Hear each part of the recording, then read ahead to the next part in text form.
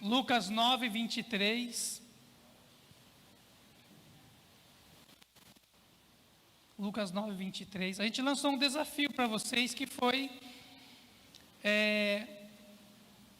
de quando você vir ao culto, você está com uma cruz, né? Seja ela numa camiseta, seja ela um colar, um brinco, né? E alguma coisa que relembre a cruz do Calvário, apenas para nós celebrarmos o mês, porque no final do mês nós temos a celebração da Páscoa, e aí a ideia é que a gente entenda que ainda existe uma cruz, amém? Amém? É claro que não é nada obrigado, mas é importante. Aí vocês têm que ter a visão que o nosso diácono Dedé teve. O Dedé esqueceu de vir com a cruz, aí ele foi ali na minha caixa de ferramenta, pegou uma fita isolante e fez a cruz. Eu achei bonitinho da parte dele. Então, Lucas capítulo 9, verso de número 23, diz assim: Jesus dizia a todos, não perderá sua recompensa. Jesus dizia a todos: se alguém quer vir após mim, negue a si mesmo, dia a dia, tome a sua cruz e siga-me. Pois quem quiser salvar a sua vida, a perderá. E quem perder a sua vida por minha causa, esse a salvará. De que adianta uma pessoa ganhar o mundo inteiro, se não perder ou causar dano a si mesmo?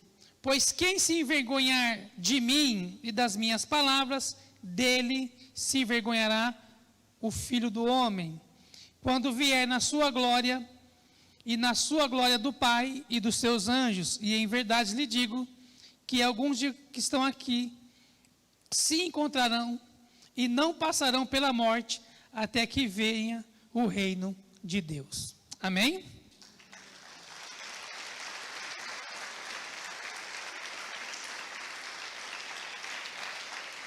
Amém. Feche seus olhos, vamos orar ao Senhor. Pai, no nome do Teu Filho Jesus, que a Tua palavra penetre no nosso coração, que a Tua palavra entre em nós, Senhor amado, como uma flecha, produzindo em nós frutos, produzindo em nós a alegria da Tua salvação, e que a cada dia nós possamos ser dispenseiros do Teu reino, para o louvor da Tua glória, em nome de Jesus. Amém. Amém? Amém? Eu vou pedir para os diáconos pegar 3 coxas de frango lá embaixo assado e ficar passando no culto assim, que é para você poder te motivar a comprar lá na nossa cantina, tá bom?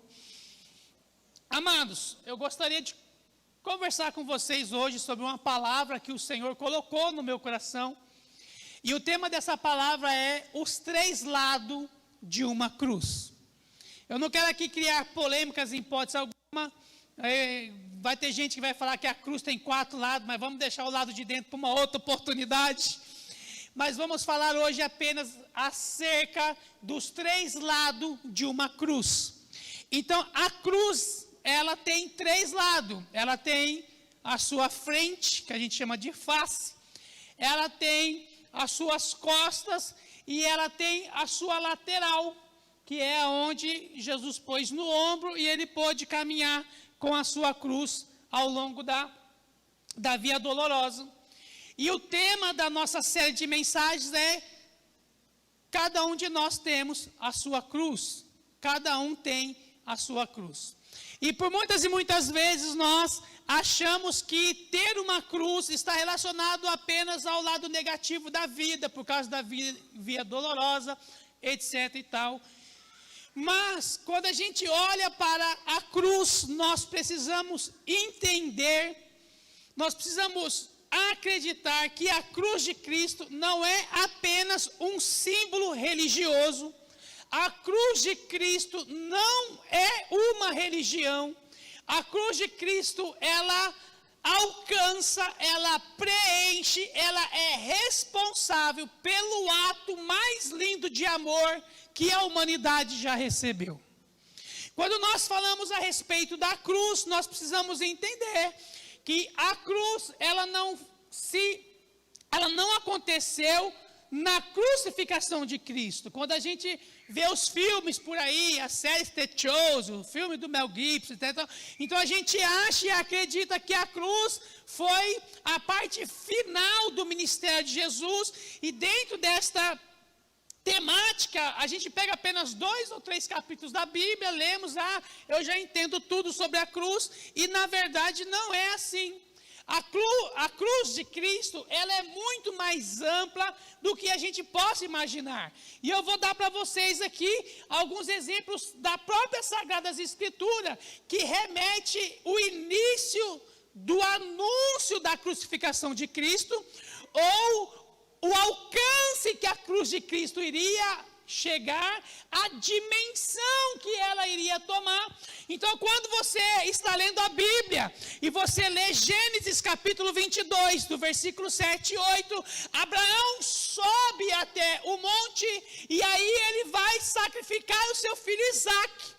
E quando ele vai sacrificar o seu filho Isaque, no versículo 7 e 8, Isaque olha para o pai e fala: pai, nós temos aqui a lenha e nós temos aqui o fogo, mas cadê o cordeiro? Onde está o cordeiro? E aí então ele entende que o cordeiro era ele.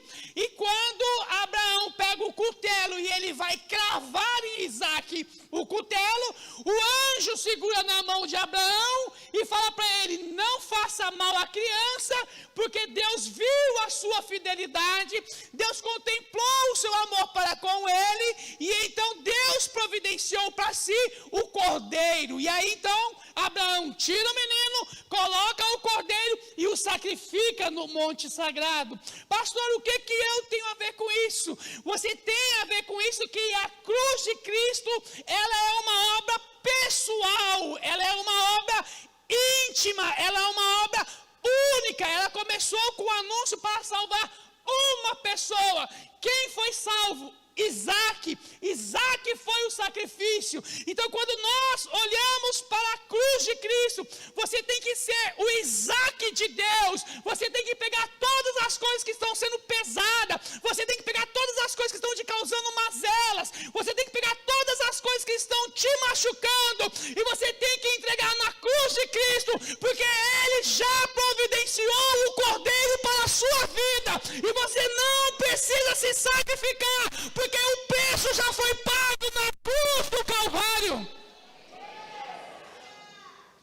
Quando nós olhamos para a obra da cruz, o povo de Deus estava escravizado, 400 anos sofrendo na mão de Faraó, passando uns perrengues desgraçados sobre a vida e sobre as suas descendências.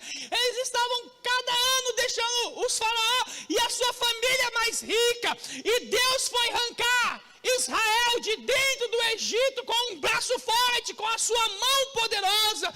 E quando nós chegamos na praga dos primogênitos, quando Deus vai passar sobre o Egito com o espírito da morte, Deus chega para vocês e fala: olha, separe um cordeiro e pega esse cordeiro e você divida com a sua família. Se for muito grande, você divida com seus vizinhos. Se for pequeno, você pega mais um para contemplar, para completar. Mas dentro disso vocês não podem nem passar fome e vocês nem podem comer demais. Vocês têm que ter a porção exata para a família de vocês.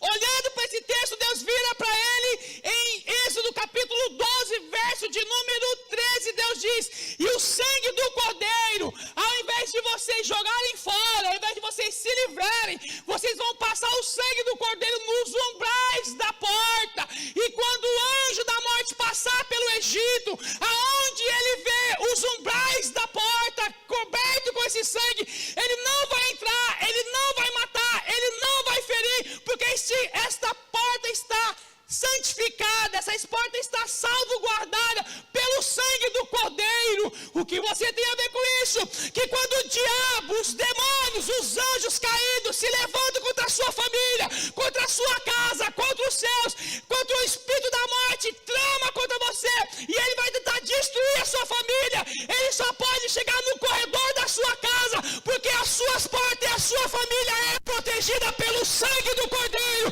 derramado na cruz do Calvário.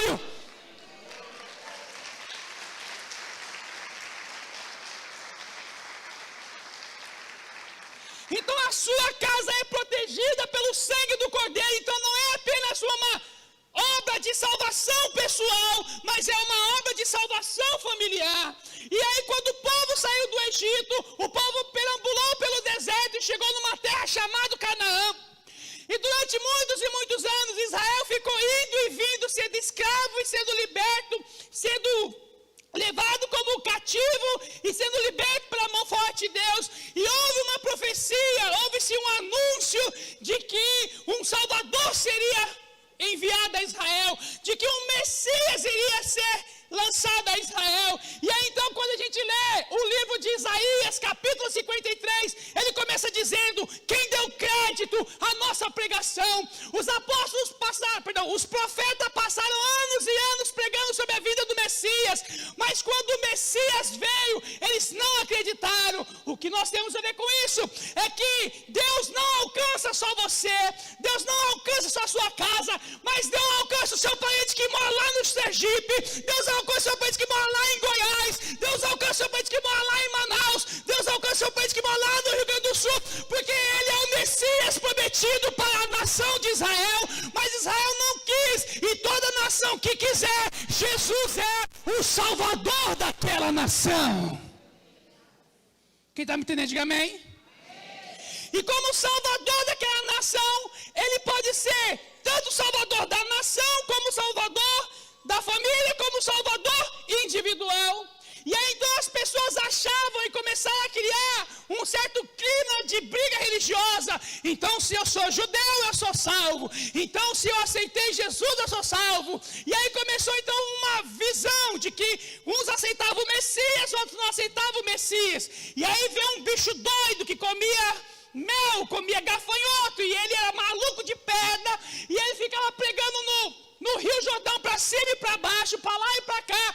E de repente as Sagradas Escrituras diz que quando ele estava lá pregando o arrependimento através do reino de Deus, um jovem começou a descer os corredores, começou a descer as vielas do Rio Jordão. E quando ele olhou e ele viu aquele homem, lá no livro de João, no capítulo 1, no verso de número 29, diz que quando João viu, ele parou o que estava fazendo, ele apontou para aquele homem e ele disse: eis o Cordeiro de Deus que tira o pecado do mundo. O que significa isso? Que a salvação de Deus, ela é ampla, ela alcança você, ela alcança a sua casa, ela alcança o seu país e ela alcança o mundo inteiro. E dentro desse alcance do mundo inteiro, cabe a mim e cabe a você a fazer como João Batista fez. Quando uma pessoa está em dificuldade, ou quando uma pessoa está perdida na sua vida, nós devemos apontar para ela e apenas melhorar a frase: você precisa receber Jesus, o Cordeiro que foi morto pelo mundo inteiro. E morto pelo mundo inteiro não é só apenas no aspecto de estarmos salvos, mas também quando ele foi morto, a Bíblia diz que ele desceu cativo, desceu lá no cativeiro, e ele arrancou a chave da mão do diabo, e ele arrancou as autoridades que tinha do diabo, e aí a Bíblia diz que ele levou consigo o cativeiro. Ou seja, ele não é somente Deus Cordeiro imolado para o mundo, mas ele é Deus imolado para o universo inteiro. Amém? Quem está me entendendo? Então a cruz, ela alcança você, a cruz alcança a sua família, a cruz alcança a nação onde você mora ou outras nações, e a cruz alcança o mundo inteiro. Então aonde o evangelho chega, as coisas têm que mudar. Por que o mundo inteiro? Porque não todas as pessoas do mundo. Por que o mundo inteiro? Porque se o evangelho chega na sua casa, o micro-ondas tem que parar de quebrar, a mesa tem que parar de cair, as crianças têm que parar de quebrar copo, porque o Cordeiro de Deus alcança o mundo inteiro. Amém? Quem está me entendendo? Então você tendo essas informações, você olha para a cruz e você diz: puxa, então se a cruz fala sobre mim, a cruz fala sobre a minha família, a cruz fala sobre um todo, qual é a minha responsabilidade sobre isso? O que cabe a mim fazer, praticar, no que diz respeito à cruz do Calvário, a você cabe tomar a sua cruz. A você cabe caminhar com a sua cruz. Diga assim comigo: minha cruz, não a da minha mãe, não a do meu pai, a minha cruz, não a do meu cônjuge, não dos meus filhos, a minha cruz. Diga assim: eu preciso tomar de volta a minha cruz. Amém? No primeiro ponto do sermão, agora eu saí da introdução, vamos lá para o ponto do sermão. Você precisa entender qual é o seu posicionamento no que diz respeito aos três lados da cruz. Tem uma coisa que nos irrita bastante. Quem é que assiste televisão, diga amém. Mas quando alguém passa na frente da televisão, você fica o quê? Bravo. Não é isso? Bem na hora que o mocinho ia lascar aquele beijo na mulher, passou na frente. Né? Pior do que só o Silvio Santos, na hora que vai dar o soco, Jequiti. E aí você perde a parte importante do programa. Então, o primeiro lado da cruz diz respeito ao lado da frente da cruz. E qual que é o problema? E qual que é a situação mais pesada? É que os cristãos, muitos filhos de Deus, eles se colocam à frente da cruz de Cristo. Então a cruz está atrás dele. E ele se coloca à frente da cruz de Cristo. E isso é um perigo gigantesco. Porque quando você se coloca à frente da cruz de Cristo, quem aparece? Você ou a cruz? Diga assim: eu. Quem aparece? Você ou a cruz? E aí quando as pessoas olham para você, as pessoas veem Cristo ou vê você? Vê você. E aí então as pessoas começam a ficar doentes espirituais, porque elas estão à frente da cruz de Cristo. E ela estando à frente da cruz de Cristo, ela começa a tomar decisões que Cristo não aprova. Ela começa a fazer escolhas que Cristo não gosta. Ela começa a decidir pela sua vida caminhos pelos quais Jesus nunca quis que ela andasse por ele. Mas a cruz está sobre ela? Sim. Só está onde? No lugar errado. Está onde? Atrás. Por quê? Porque por muitas e muitas vezes nós passamos à frente da cruz, porque nós queremos algo para a nossa vida que Deus já disse para você que Ele não vai te dar, mas a gente fica insistindo, aí a gente toma a frente da cruz e fala: Senhor, agora é comigo, vai dar certo ou errado? Vai dar certo ou errado? Porque a Bíblia diz: muitos são os caminhos do homem, mas a vontade do Senhor é que prevalece. Então, quando nós não temos esse senso de responsabilidade, quando nós não temos esse senso de cuidado com a nossa vida espiritual, você toma a frente da cruz, aí você namora com gente que Deus não queria que você namorasse, você se aproxima de gente que Deus não queria que você se aproximasse, você trabalha em lugares que Deus nunca abriu para você, e aí depois você vem para a igreja reclamar, depois você vem para a igreja chutar o balde, depois você quer brigar com todos e todos, mas o problema não está no cristianismo, o problema não está na igreja, o problema não está na cruz, o problema está que você passou à frente da cruz. Diga para o irmão que está do seu lado: em nome de Jesus, dá uns passos para trás, cananeu. Xinga, o cananeu é um palavrão, fala cananeu. É a nossa forma de crente xingar, né? Crente xinga, vai para os quintos da glória, para o Jesus que te carregue. Então, quando você está à frente da cruz, o que acontece? Você se torna vulnerável, você se torna alvo fácil, você é uma pessoa levada, como diz as Sagradas Escrituras, por qualquer vento de doutrina, ou seja, qualquer rapzinho com uma letrazinha meia pornográfica, você bebe como mel.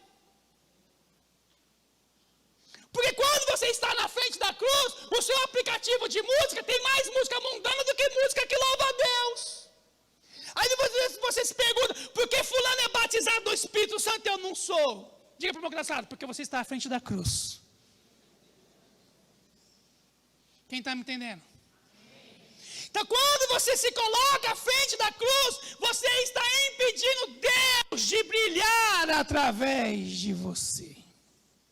E aí começam as brigas por cargos, por ministérios, por unções, por visões, para quem tem a igreja maior, para quem tem a igreja menor, para quem isso, para quem aquilo, para quem aquilo outro. Porque as pessoas querem se aparecer, não querem que a cruz apareça. Quem está me entendendo? Em segundo lugar, quando você olha para a cruz, então você tem o aspecto de estar atrás da cruz. Amém? Amém? Que ainda não é o lugar para o cristão estar, mas é o lugar mais seguro para que ele esteja. Porque quando você está atrás da cruz de Cristo, você automaticamente mostra dois tipos de transformações na sua vida. Primeiro, Cristo está aí na sua frente, então você está mostrando para você está mostrando para as pessoas, você está dando testemunho de que Cristo é o Salvador da sua vida. Que não adianta vir com conversinha fiada, que você não vai trocar a sua bênção por pratos de lentilha. Você não vai trocar a sua salvação por alguns momentos de prazer. Você não vai trocar a sua vida por alguns momentos de alegria, não. Porque você entende que aquele lugar não cabe a cruz de Cristo. E aonde Cristo não entra, você não vai. Porque você está guardado e protegido pela potente mão de Deus. Em segundo lugar, quando você está atrás da cruz de Cristo, a cruz de Cristo ela tem que produzir em você mudanças internas. Só uma disse amém. 3, 15. Amém? Mudanças internas. Você está atrás da cruz de Cristo. Aí Cristo te envergonha. Não porque Ele quer se aparecer, porque Ele é mais belo, mas porque Ele morreu por você. Porque Ele pagou o preço por você. E Cristo te constrange. Então se você mentir, você não mente mais. Se você roubar, você não rouba mais. Se você enganava seus pais, você não engana mais. Porque você olha para Cristo. E Cristo é santo, é belo, é maravilhoso. Ele é restaurador. E quando você olha, você fala: eu não vou manchar a imagem de Cristo na minha vida, porque o que Ele fez por mim, ninguém jamais vai fazer. Então, quando você está atrás da cruz de Cristo, você está protegido das mazelas, você está protegido das influências. O mundo não está vendo o que Deus está fazendo dentro de você, mas você sabe as áreas que Deus curou na sua vida.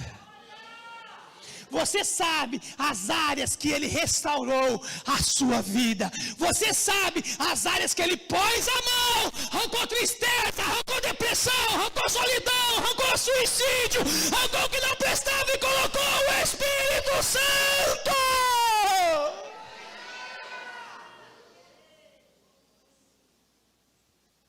É melhor estar, irmãos, no lugar mais seguro, atrás da cruz de Cristo. É melhor estar no lugar onde ninguém vai entender, mas o melhor cargo vai ser o seu, porque foi Cristo que abriu as portas.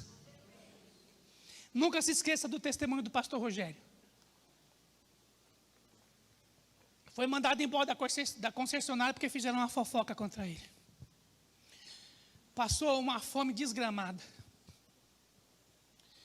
Passou 1 ano e meio, o dono da concessionária da Toyota liga para ele e fala: pelo amor de Deus, volta a trabalhar na minha empresa, porque depois que você saiu, esse lugar virou um inferno. Porque enquanto você estava aqui, as pessoas se respeitavam. Enquanto você estava aqui, as pessoas trabalhavam. Enquanto você estava aqui, tinha comunhão. Agora é adultério e roupa tudo quanto é lado. Volta. Volta, eu estou clamando, volta, porque o que você tem, eles precisam ter também. Porque você está atrás da cruz de Cristo. Em terceiro lugar, para me irritar, Jenny, vou acabar. E quando eu digo que eu vou acabar, porque eu vou acabar. Em terceiro lugar, o lado da lateral da cruz de Cristo, que é o lugar onde Deus quer que você esteja. Foi para isso que Ele te chamou. Ele não te chamou para estar à frente da cruz. Ele não te chamou para estar atrás da cruz. Nós temos que ir para trás da cruz apenas quando estamos sendo atacados. Mas Ele chamou eu e você para carregar a sua cruz. Ele chamou eu e você para carregarmos a nossa cruz. Porque quando nós colocamos a cruz no ombro, a ponta da cruz, que é a cabeça, aponta para uma direção. O braço da cabeça aponta para o chão. O outro braço da cabeça aponta para o céu. Quando você está carregando a cruz de Cristo, e você está andando no Evangelho, e você está tentando viver o Evangelho como ele é vivido, você não tem tempo de olhar para a direita, você não tem tempo de olhar para a esquerda. A Bíblia diz no livro da carta do apóstolo Paulo: prossigo para o alvo, para o prêmio da minha soberana vocação em Deus que há em Cristo Jesus. Então, quando você está andando com a cruz de Cristo, você não tem tempo para ficar ouvindo conversa fiada. Quando você está andando com a cruz de Cristo, você não tem tempo para perder com coisas desnecessárias. Quando você está andando com a sua cruz, você olha para frente. Quando você está andando com a sua cruz, você olha para baixo.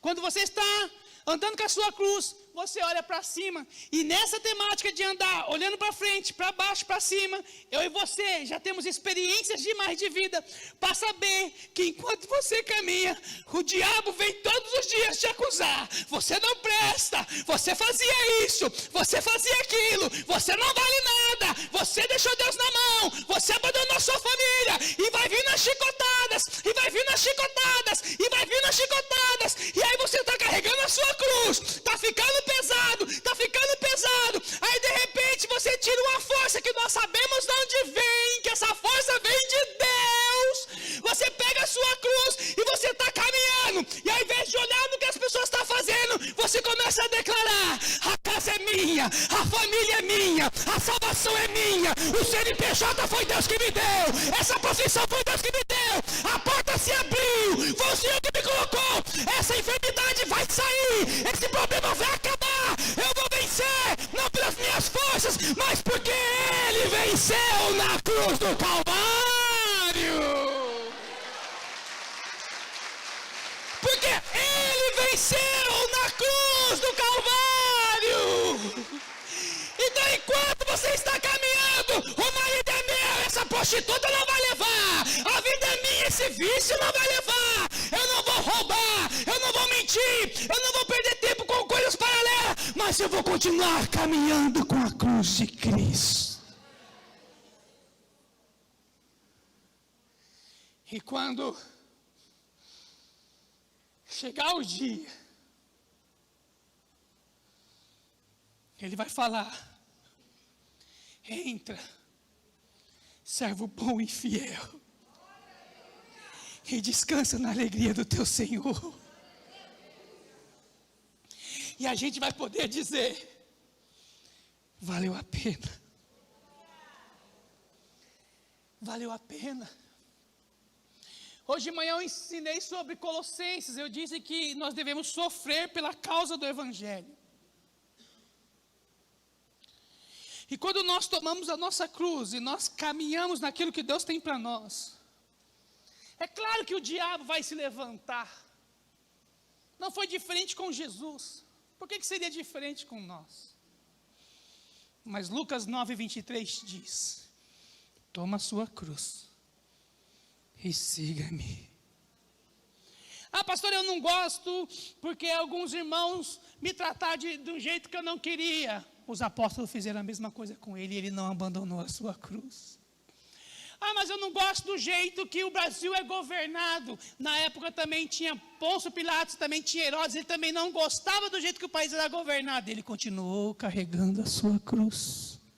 Ah, pastor, mas eu não gosto do jeito que a religião, do jeito que a igreja, do jeito que as coisas estão conduzindo dentro de... Na época de Jesus não tinha um papa, tinha dois, Caifás e Anás, totalmente antibíblico. E mesmo assim ele foi lá e respeitou os caras, porque ele continuou carregando a sua cruz. Então as nossas desculpas diante da cruz, elas são nulas.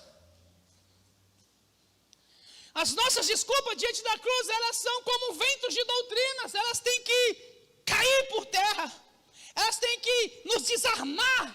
Por quê? Porque a cruz de Cristo é suficiente para nos restaurar em toda e qualquer situação. E a pergunta que eu faço para você nessa noite: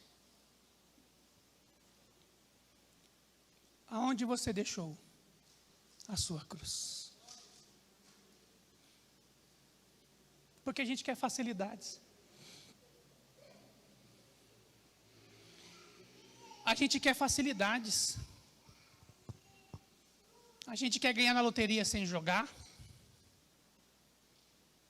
A gente quer ter um corpo sarado sem precisar ir para a academia. A gente quer ter a namorada mais bonita sem chavecar. A gente quer ter o homem mais belo sem correr atrás. A gente quer abrir as nossas contas bancárias e falar, 22 mil, então acho que hoje eu vou pedir um caviar no iFood. Porque a gente quer o quê? Facilidades. A gente quer estar num iate em alto mar assistindo um culto como esse, deitado e vendo os golfinhos pular.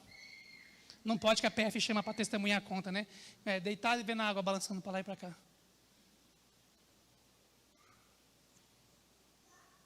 Mas para você que foi chamado, para você que Deus marcou com o selo do Espírito Santo, você está enquadrado em Lucas 9, 23.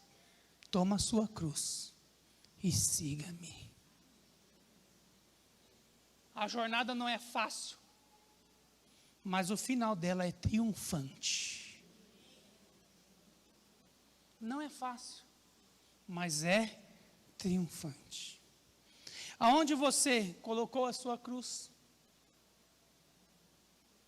Onde foi que você deixou de levar Deus a sério? Onde foi que você deixou de acreditar nas promessas de Deus? Tudo isso é atitude de pessoas que estão cansadas espiritualmente. Tudo isso é atitude de pessoas que estão machucadas espiritualmente. E aí, quando a gente entende que nós fomos chamados para ser o povo da cruz,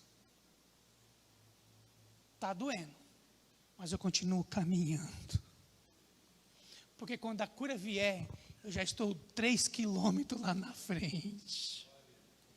Eu não fiquei para trás reclamando, eu não fiquei para trás murmurando, eu não fiquei para trás olhando as bênçãos que eu perdi. Eu continuei caminhando e quando Deus muda a minha sorte, eu já estou a 3 quilômetros perto da bênção de Deus na minha vida. Onde você deixou a sua cruz?